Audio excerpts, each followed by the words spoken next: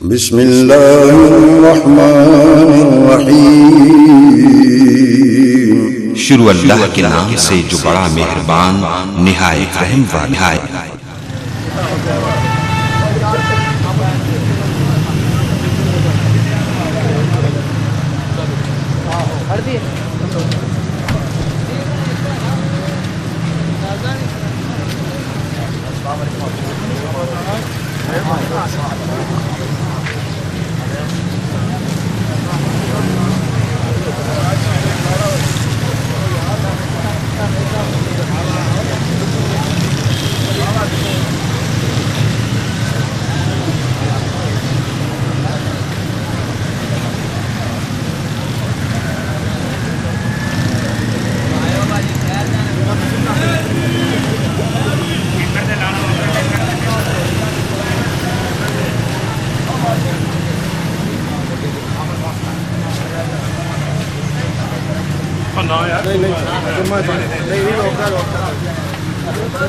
اور جی ٹھیک ہو؟ ٹھیک ہے۔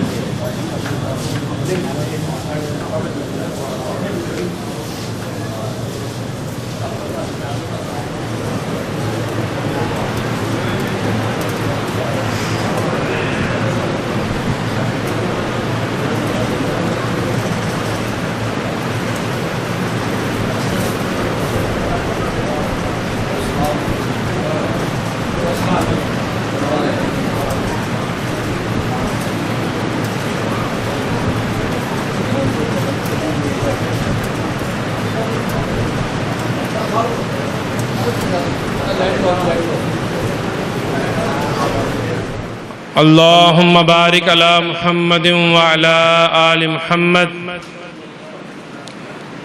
کما بارکت علی ابراہیم وعلی آل ابراہیم انک حمید مجید۔ اعوذ باللہ من الشیطان الرجیم، بسم اللہ الرحمن الرحیم۔ ومن یشاقق الرسول من بعد ما تبین له الهدى ويتبع غیر سبیل المؤمنین نوله ما تولى ونصله جہنم وساءت مصیرا۔ لائق صد تکریم سامعین و حاضرین، انسان کی کامیابی، انسان کی نجات صرف دینی گفتگو سماعت فرما لینے سے نہیں ہے، اور نہ ہی انسان کی کامیابی، انسان کی نجات دینی گفتگو صرف سنا لینے سے ہے۔ ہمارا یہ مزاج بن چکا ہے کہ ہم سنانے والے، آپ سننے والے صرف سنانے اور سننے کی حد تک اپنے آپ کو محدود کر چکے ہیں، حالانکہ صحابہ اکرام رضوان اللہ علیہم اجمعین فرمایا کرتے تھے،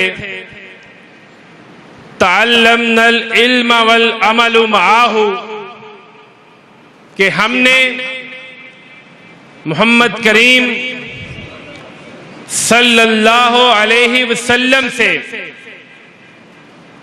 دین کے علم کو سیکھا اور پھر ہم نے اس کے اوپر عمل بھی کیا، حتیٰ کہ عرفات کے میدان میں جب قدسیوں کے سردار سید الملائکہ جبریل امین محمد کریم صلی اللہ علیہ وسلم کے اوپر یہ آیات لے کے نازل ہوئے، الیوم اکملت لکم دینکم واتممت علیکم نعمتی ورضیت لکم الاسلام دینا، کہ آج اللہ تعالیٰ نے دین کو مکمل کر دیا ہے، اللہ تعالیٰ نے اپنی نعمت کا اتمام کر دیا ہے۔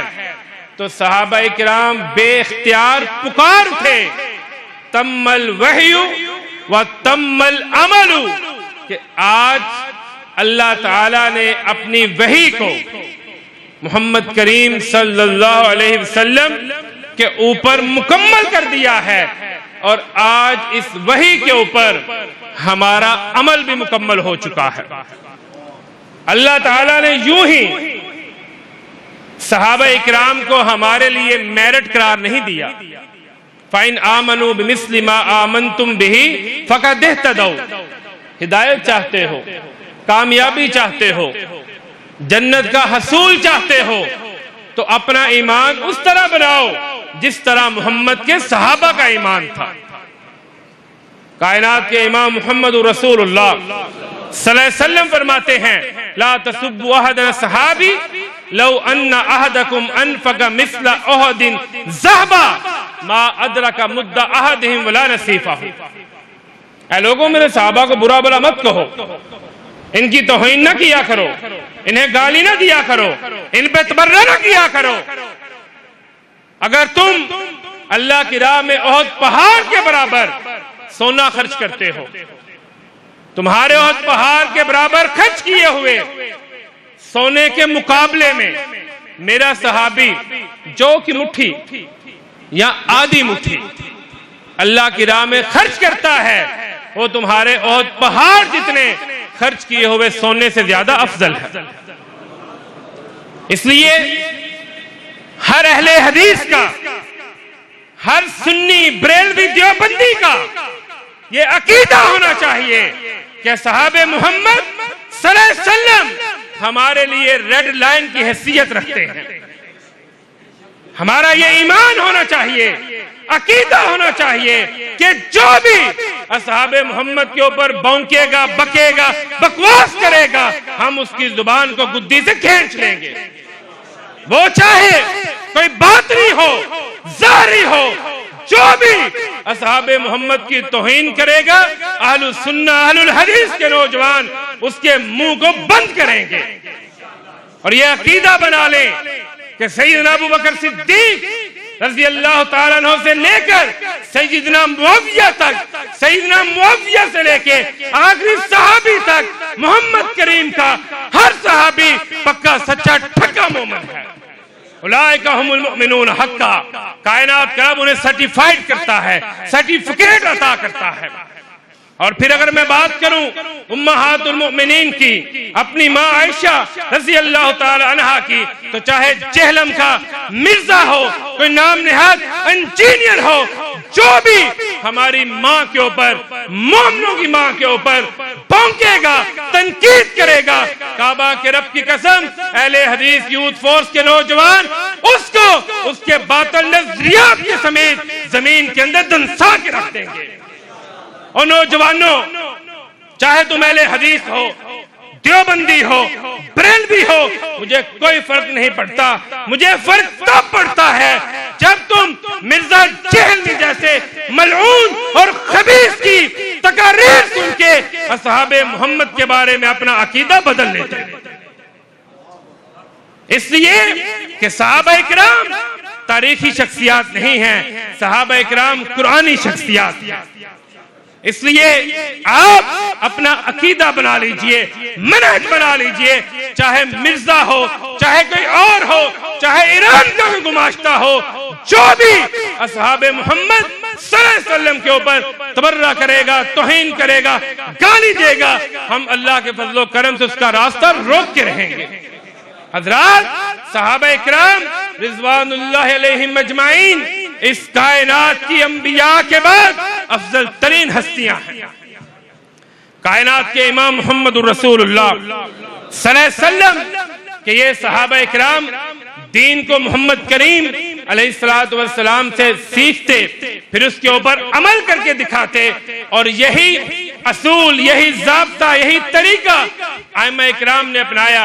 امام احمد بن حنبل رحمہ اللہ کے بارے میں امام جوزی رحمہ اللہ فرماتے ہیں کہ امام احمد رحمہ اللہ نے جب یہ حدیث پڑھی، احتجم النبی صلی اللہ علیہ وسلم کہ نبی مکرم علیہ الصلوۃ والسلام نے سینگی لگوائی، حجامہ کروایا، انگلش میں کپنگ کہتے ہیں۔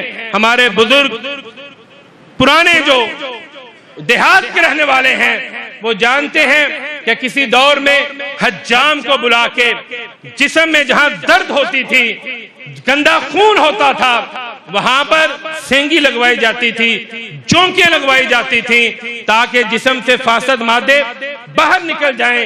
امام احمد رحمہ اللہ یہ حدیث پڑھتے ہیں کہ نبی مکرم علیہ الصلوۃ والسلام نے سینگی لگوائی تھی، حجامہ کروایا تھا۔ آپ بیمار نہیں تھے، آپ کو درد نہیں تھی، لیکن آپ اپنے بیٹے سے کہتے ہیں کہ جاؤ حجام کو بلا کے لاؤ، میں حجامہ کروانا چاہتا ہوں، سینگی لگوانا چاہتا ہوں۔ آپ نے حجامہ کروایا تو بیٹا پوچھتا ہے، بابا کیا بات ہے، آپ تو صحت مند ہیں، آپ کو تکلیف نہیں ہے، آپ نے سینگی کیوں لگوائی ہے؟ تو امام احمد فرماتے ہیں میں نے مسند احمد کے اندر کوئی ایک حدیث بھی ایسی درج نہیں کی جس کے اوپر احمد نے خود عمل نہ کیا۔ امام ابو داؤد رحمہ اللہ، آج ان کی شہرہ افاق کتاب سنن ابو داؤد آپ کے ہاتھوں میں ہے، آپ کی مساجد میں ہے، آپ کے مدارس میں، آپ کی لائبریریز میں، آپ کے موبائلز میں موجود ہے۔ امام ابو داؤد یہ کتاب دریا کے کنارے بیٹھ کے لکھ رہے تھے، پاس سے ایک شخص گزرتا ہے، اسے چھینک آتی ہے، وہ الحمدللہ کہتا ہے۔ امام صاحب لکھنے میں مصروف تھے، دھیان نہ دے سکے، جواب نہ دے سکے۔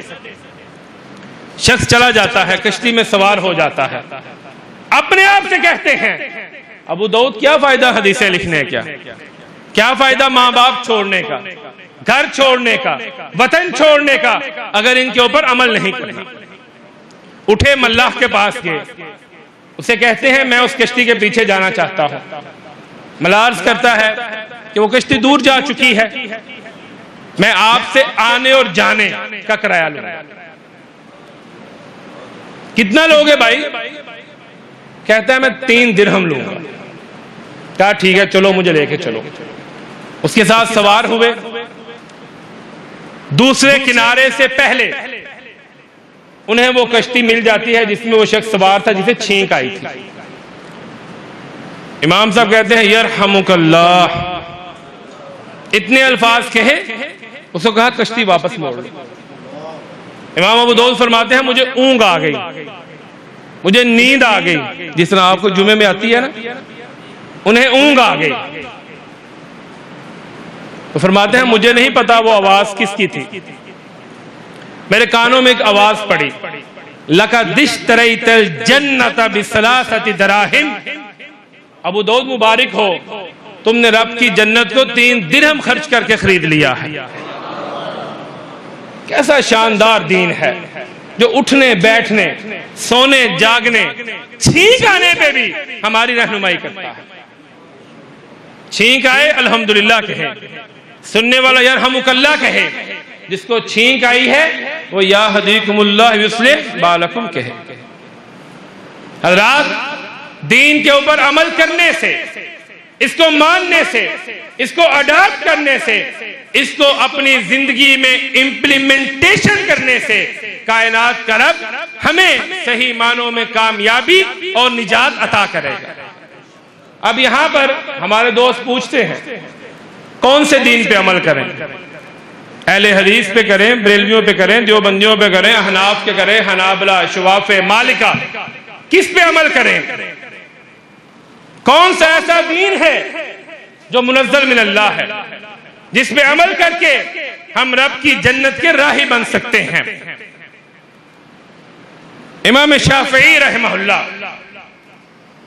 سے پوچھا گیا کہ کائنات کے رب کا جو یہ ارشاد ہے وَيُعَلِّمُهُمُ الْكِتَابَ وَالْحِكْمَةِ،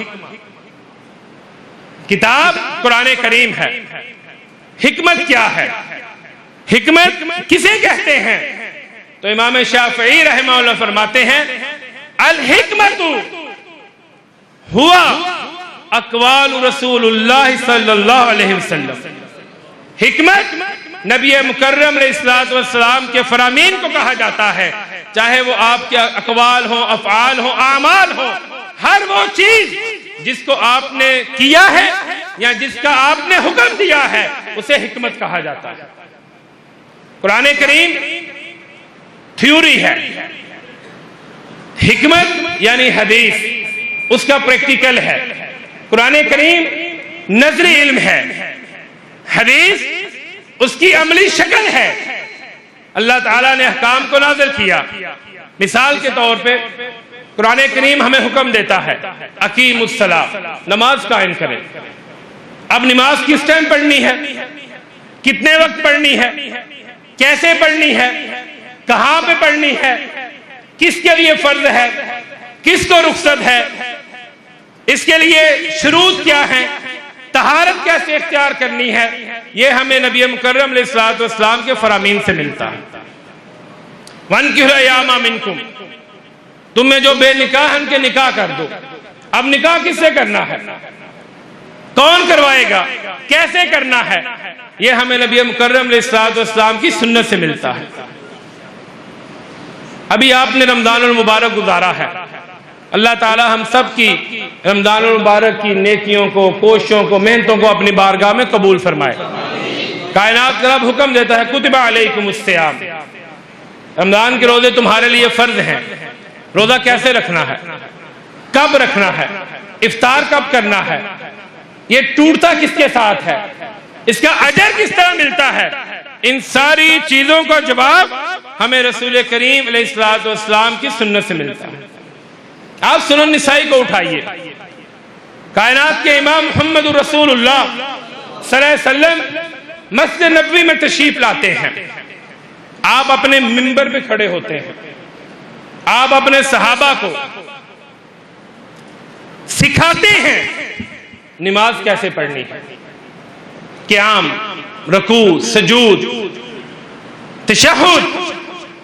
صحابہ فرماتے ہیں نبی مکرم علیہ السلام صرف سجدہ کرنے کے لیے اپنے مصلی پہ تشریف لائے، آپ نے اتنی مشقت برداشت کی، اب پوری نماز اپنے صحابہ کو سکھلا کر آپ فرماتے ہیں صلو کما رأیتمونی اصلی، اے میرے صحابہ اس طرح نماز پڑھو جس طرح مجھے نماز پڑھتے دیکھا۔ آپ نے عمل کر کے دکھایا، آپ نے اپنے آپ کو صحابہ اکرام کے سامنے پیش کیا۔ حج کا موقع ہے، آپ فرماتے ہیں خذوا عنی مناسککم، خذوا عنی مناسککم، اے میرے صحابہ مجھ سے حج کے مسئلے سیکھ لو۔ لعلی لا القاکم بعد عامی ھذا، ہو سکتا ہے آنے والے برس اس جگہ پہ میری تمہارے ساتھ ملاقات نہ ہو سکے۔ انی، مجھ سے سیکھو۔ آپ نے یہ نہیں فرمایا خذوا عن فلان عن فلان، اس سے سیکھ لو، اس سے نہیں، ابو حنیفہ سے، احمد سے، مالک سے، شافعی رحمہ اللہ سے نہیں، انی مناسککم، اے میرے صحابہ مجھ سے سیکھ لو۔ اور ساتھ تنبیہ کی، ہو سکتا ہے کہ آنے والے برس میری تمہارے ساتھ ملاقات نہ ہو سکے۔ آپ نے گنجائش نہیں چھوڑی، آپ نے یہ درس دیا، آپ نے یہ سبق دیا کہ میرے صحابہ نماز، روزہ، زکوٰۃ، حج، عقیدہ، خوشی، غمی، سونا، جاگنا، سفر کرنا، کاروبار کرنا، جو بھی ہے جو تم کرنا چاہتے ہو تمہیں مجھ سے سیکھنا پڑے گا، اس لیے کہ میرا کیا ہوا، میرا کہا ہوا، میرا حکم دیا ہوا یہ سب دین ہے، اس کے اوپر محمد کریم علیہ السلام کی مہر لگی ہوئی ہے۔ آج ہمیں تانا دیا جاتا ہے کہ اہل حدیث نبی مکرم علیہ السلام کا احترام نہیں کرتے، عزت نہیں کرتے، یہ نبی مکرم کو اپنے بڑے بھائی کی طرح سمجھتے ہیں۔ کعبہ کے رب کی قسم، اگر اس کائنات کے اندر محمد کریم علیہ السلام کا احترام اہل حدیث نہیں کرتا تو پھر دنیا کا کوئی مذہب، کوئی فرقہ ایسی نہیں جو نبی مکرم کا احترام کرتی ہے۔ کائنات کا رب حکم دیتا ہے، قل انما انا بشر مثلکم، اے محبوب فرمائیے انہیں کہہ دیجئے کہ میں تمہاری طرح کا ایک انسان ہوں، میں بھی سوتا ہوں تم بھی سوتے ہو، میں بھی جاگتا ہوں تم بھی جاگتے ہو، میں بھی شادیاں کرتا ہوں تم بھی شادیاں کرتے ہو، میں بھی کاروبار کرتا ہوں تم بھی کاروبار کرتے ہو، میں بھی جنگیں کرتا ہوں تم بھی جنگیں کرتے ہو، میں بھی جہاد کرتا ہوں تم بھی جہاد کرتے ہو، لیکن فرق کیا ہے؟ یوحا الیہ، کہ میرے طرف وحی کو نازل کیا جاتا ہے۔ اور یہ وہ فرق ہے، آج سمجھ لیجئے نبی اور امتی میں فرق کیا ہے۔ یہ وہ فرق ہے میرے عزیزوں، دوستوں، بزرگوں، جو نبی مکرم علیہ السلام کو اس کائنات کے اندر تمام انسانیت سے ممتاز کرتا ہے۔ چاہے کوئی امام ہو، ولی ہو، مقتدا ہو، پیشوا ہو، استاد ہو، باپ ہو، کسی کے پاس یہ خوبی نہیں ہے کہ اس کے اوپر آسمانوں کا فرشتہ آتا ہو۔ کیا فرمایا تھا اماں فاطمہ نے؟ بابا تیرے جانے کا غم تو ہے، لیکن یہ غم بھی ہے کہ آج کے بعد آسمانوں کا فرشتہ دنیا میں نہیں آیا کرے گا۔ آج کس طرح میرا اور آپ کا حوصلہ بڑھتا ہے، ہمت بڑھتی ہے۔ ہاں جی حدیث ٹھیک ہے، ہم حدیث کی انکار نہیں کرتے، لیکن ہمارے امام صاحب یوں کہتے ہیں، ہمارے امام صاحب کا یہ قول ہے۔ دوسری طرف مکہ کے در یتیم، مدینہ کے والی، حسنین کے نانا، فاطمہ کے بابا، صدیق و فاروق کے آقا محمد الرسول اللہ صلی اللہ علیہ وسلم یہ فرما رہے ہیں کہ میرا حکم اللہ کا فیصلہ ہے۔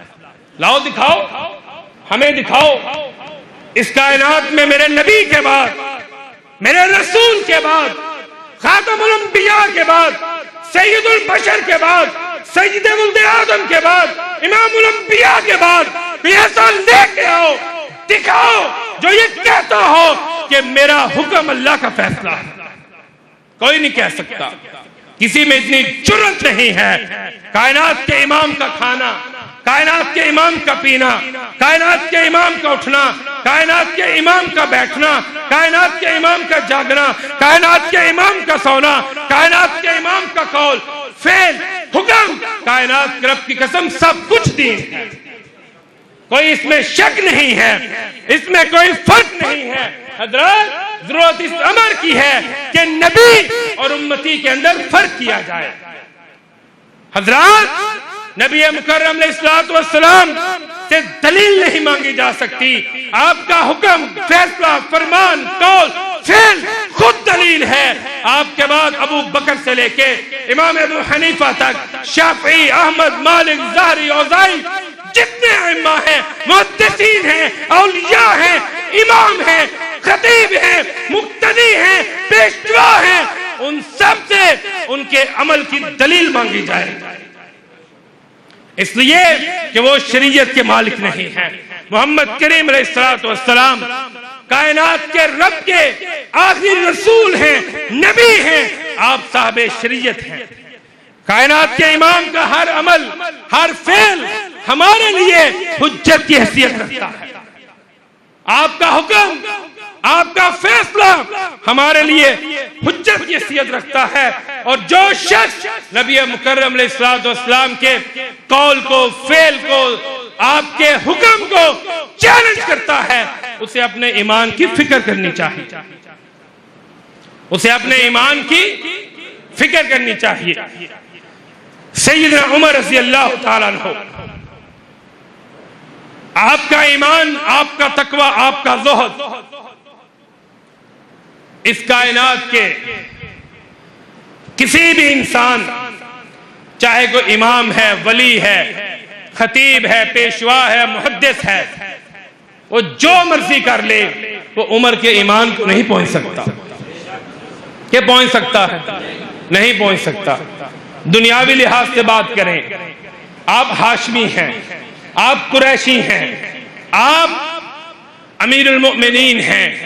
دینی لحاظ سے بات کریں، آپ محمد کریم کے صحابی ہیں، آپ خلفائے راشدین میں سے ہیں، آپ عشرہ مبشرہ ہیں۔ اس کے باوجود جب بات نبی مکرم کے فرمان کی آتی ہے تو جناب عمر رضی اللہ تعالیٰ عنہ یہ نہیں کہتے کہ میں ہاشمی ہوں، میں قریشی ہوں، میں نبی مکرم کا سسر ہوں، میں عشرہ مبشرہ میں سے ہوں، میں امیر المؤمنین ہوں، نہیں، بلکہ حضرت عمر رضی اللہ تعالیٰ عنہ اپنے فتوے قول فعل سے رجوع کر لیتے ہیں۔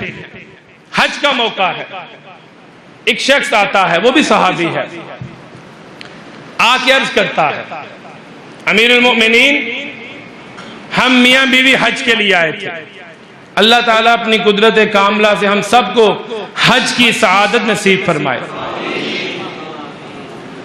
ہم حج کے لیے حاضر ہوئے تھے، منا میں گئے، عرفات میں گئے، طواف افاضہ کیا جسے آپ طواف زیارت کہتے ہیں۔ ہمارا طواف وداع باقی ہے۔ طواف وداع وہ طواف ہے جو مکہ چھوڑتے وقت آخری لمحات میں کیا جاتا ہے حج کے لیے، عمرے کے لیے یہ ضروری نہیں ہے، حج کے لیے۔ کہنے لگا ہم نے طواف وداع کرنا تھا، میری بیوی کو پیریڈز آ گئے ہیں، ماہواری آ گئی ہے، اب آپ بتائیے ہم کیا کریں؟ تو امیر المؤمنین سیدنا عمر رضی اللہ تعالیٰ عنہ فرماتے ہیں جب تک تمہاری بیوی پاکی حاصل نہ کر لے مکہ میں ٹھہرے رہو۔ بات سمجھنے کی ہے، مکہ میں ٹھہرے رہو۔ حقیقت تو یہ ہے کہ علامہ سہیل احمد شاکر صاحب کی مسجد میں جمعہ پڑھانا میرے لیے بڑا مشکل کام، یہ خطیب ہیں اور میں ٹھہرا نکمہ۔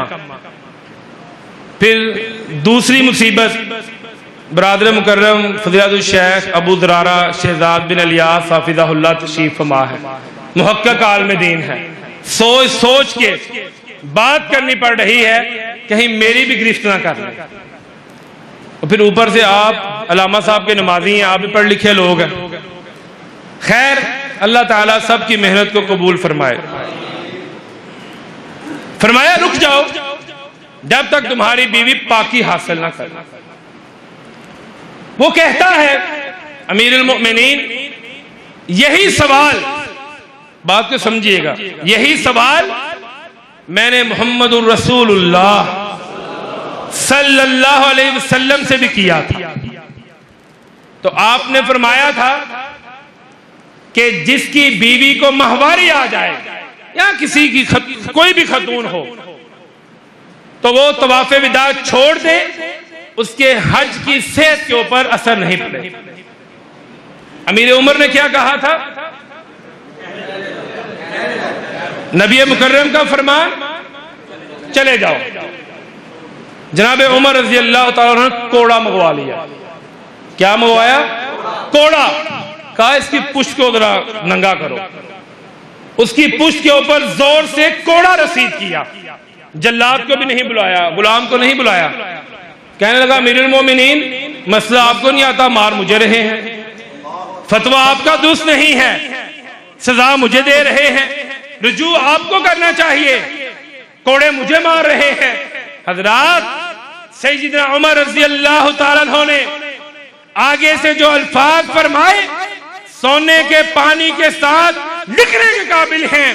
فرماتے ہیں تیری جرأت کیسے ہوئی کہ تو محمد کریم علیہ السلام سے یہ مسئلہ پوچھ چکا ہے اور اس کے بعد آگے پھر عمر سے پوچھتا ہے۔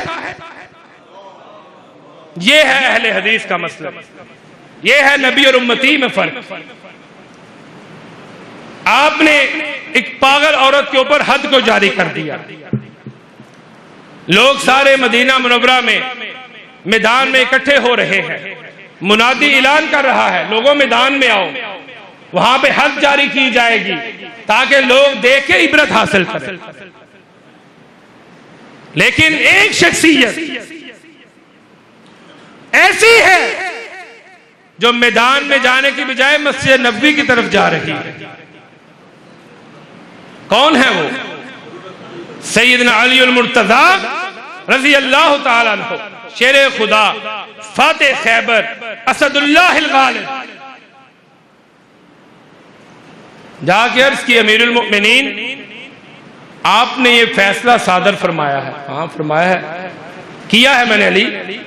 اما سمیت قول رسول اللہ صلی اللہ علیہ وسلم، امیر المؤمنین آپ نے نبی مکرم کا وہ فرمان نہیں سنا؟ علی کون سا؟ رفع الاقلام عن الثلاثہ. 3 قسم کے لوگوں کو اللہ تعالیٰ سزا نہیں دیتا. کتنے قسم کے؟ 3. ایک وہ بچہ جو بھی نابالغ ہے، اور ایک وہ جس کی عقل کام نہیں کرتی، جو پاگل ہے ہماری عام زبان میں، اور تیسرا تو سویا ہوا. ٹھہر گئے. آپ نے یہ نہیں کہا ہماری طرح کہ میں امیر المومنین ہوں، میں ہاشمی ہوں، میں قریشی ہوں، میں نبی مکرم علیہ السلام کا سسر ہوں، میں عشرہ مبشرہ میں سے ہوں، میں خلفائے راشدین میں سے ہوں. میں رحمک اللہ یا ابا تراب، اے ابو تراب اللہ تعالیٰ آپ پر رحم فرمائے، میں نے یہ حدیث سنی تھی، بھول گیا تھا. اسی وقت اعلان کیا کہ یہ عورت پاگل ہے، اس کے اوپر حد کو جاری نہیں کیا جا سکتا، اس کو چھوڑ دو. عمران بن حسین رضی اللہ تعالیٰ عنہ ایک بستی میں گئے، جا کے انہیں کہتے ہیں الحیاء شعبۃ من الایمان، حیا ایمان کی شاخوں میں سے ایک شاخ ہے. حیا بلائی لے کے آتی ہے، حیا خیر لے کے آتی ہے، حیا انسان کو کامیاب و کامران کرتی ہے. آگے سے ایک شخص کہتا ہے ہمارے حکماء، ہمارے دانشور بھی یہی بات کہتے تھے. تو عمران بن حسین رضی اللہ تعالیٰ عنہ فرماتے ہیں مجھے خدشہ ہے کہ آسمان تمہارے اوپر ٹوٹ نہ پڑے. اللہ اکبر. اللہ تعالیٰ تمہارے اوپر پتھروں کی بارش نازل نہ کرتے. میں تمہیں محمد کریم علیہ السلام کا فرمان سنا رہا ہوں اور تم آگے سے اپنے حکیموں کی بات کرتے ہو. ہاں تم اپنے حکیم کا قول پیش کرتے تو میں نبی مکرم کی حدیث کو اس کی تائید میں پیش کرتا. تمہارے حکیم کے قول کی نبی مکرم علیہ السلام کے فرمان کو ضرورت نہیں ہے. حضرات یہی اہل حدیث کا مسلک ہے، اہل حدیث کی دعوت ہے. احترام سب کا کریں، لیکن واجب الاتباع کون ہے؟ آواز نہیں آئی آپ کی. کون ہے؟ محمد الرسول اللہ صلی اللہ علیہ وسلم. آج ہمیں تانا دیتے ہیں غیر مقلد، یہی کہتے ہیں. میں نے جتنا پڑھا ہے آج تک لغت کی زبان میں، لغت کی کتابوں میں غیر مقلد لفظ میں نے نہیں دیکھا. یہ لفظ ہی غلط ہے. مقلد کی ضد ہے محقق. آپ نے کبھی اگر رات ہو جائے آپ کیا کہتے ہیں؟ اب کیا ہوگا اس کے بعد؟ صبح آئے گی. یعنی رات کی ضد صبح، دن. کبھی آپ نے کہا غیر رات. خوشی کی ضد کیا ہے؟ غمی. کبھی آپ نے کہا ہے غیر غمی؟ کہ کہتے ہیں آپ سورج کی ضد کیا ہے؟ چاند. کبھی کہا ہے غیر سورج.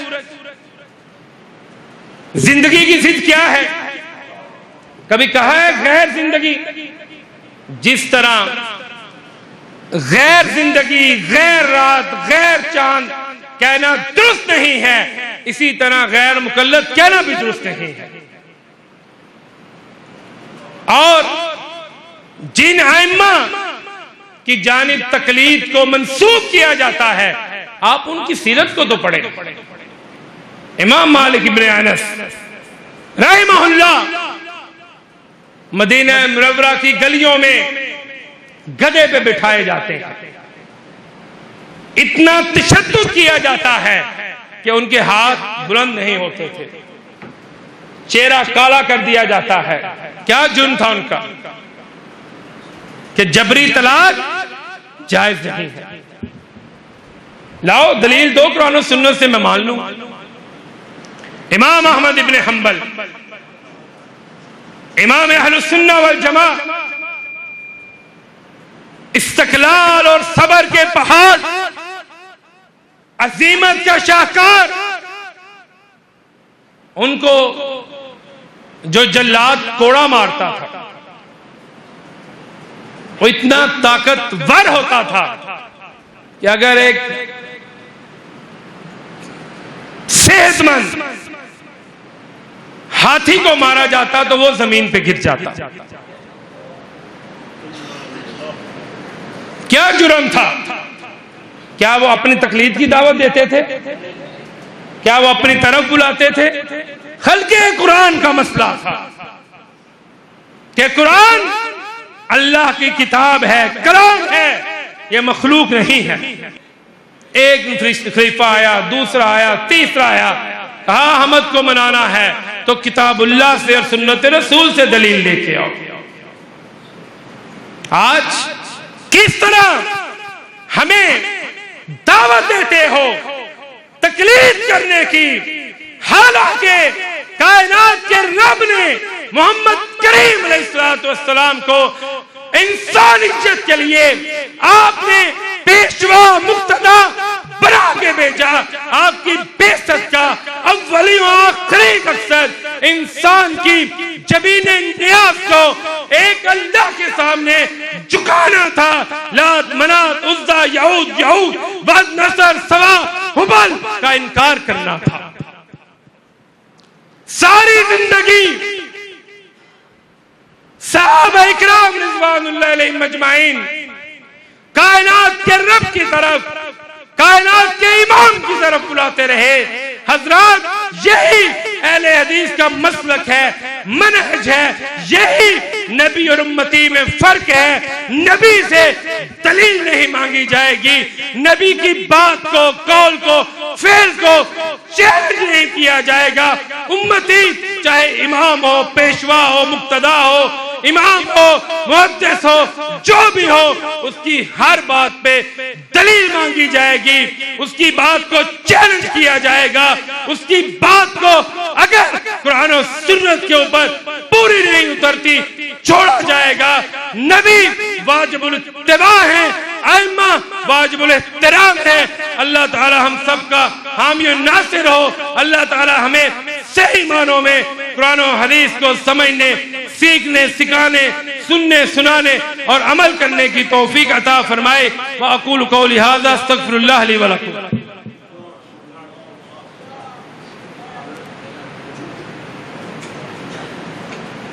وَأَشْهَدُ أَنَّ مُحَمَّدًا عَبْدُهُ وَرَسُولُهُ حَامِلُ لِوَاءِ الدَّعْوَةِ وَالْجِهَادِ وَالْكِفَاحِ۔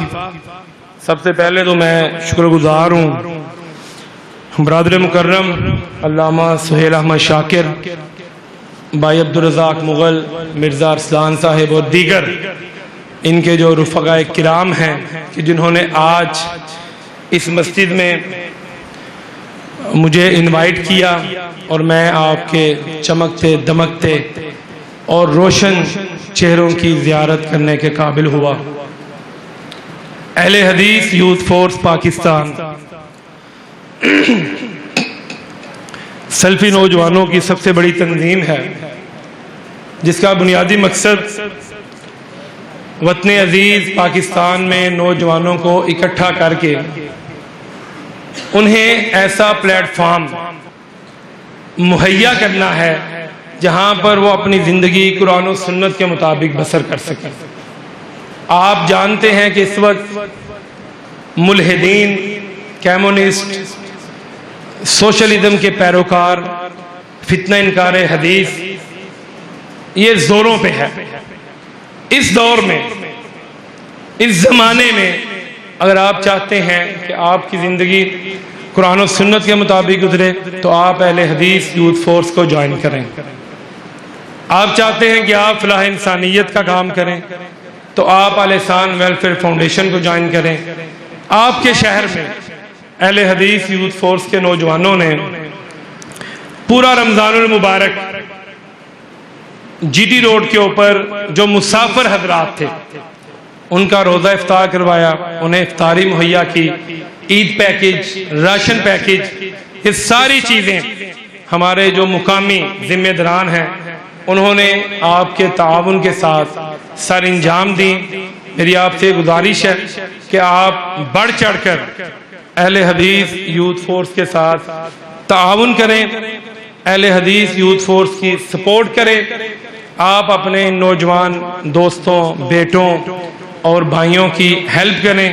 اور یہ میں چاہوں گا کہ آج کے اس خطبہ جمعہ میں بھی کچھ دوست بھائی یہاں پر کھڑے ہو کے اپنے ان بھائیوں، اپنے ان بیٹوں، اپنے ان دوستوں کے ساتھ تعاون کریں۔ تو ضروری نہیں کہ آپ لاکھوں میں کریں، ہزاروں میں بھی کام چل جائے گا۔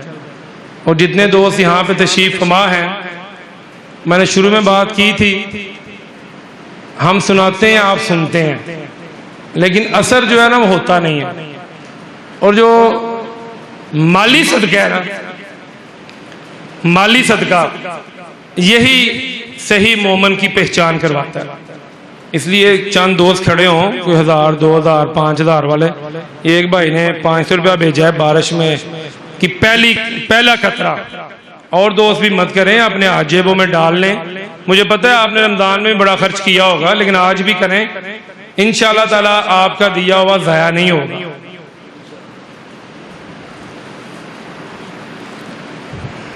اسی طرح تمام دوست خصوصی طور پہ دعا کریں، حافظ بلال صاحب جو آپ کی اس مسجد کے ذمہ دار ہیں، ان کی والدہ محترمہ علیل ہے، ان کی آنکھوں کی روشنی کم ہو چکی ہے، دعا کریں کہ اللہ تعالیٰ ماں جی کو صحت کاملہ عاجلہ عطا فرمائے۔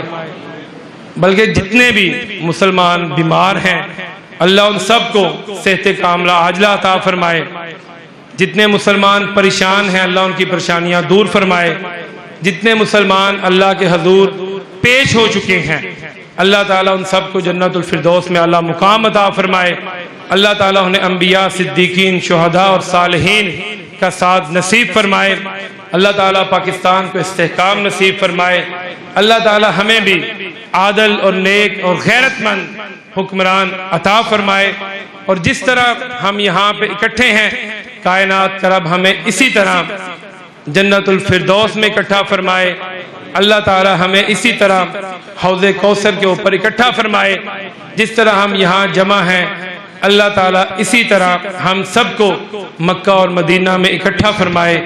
بارک اللہ لی ولکم فی القرآن الکریم ونفعنی عن آیات والذکر الحکیم واقول علی ھذا القول انہ هو الغفور الرحیم۔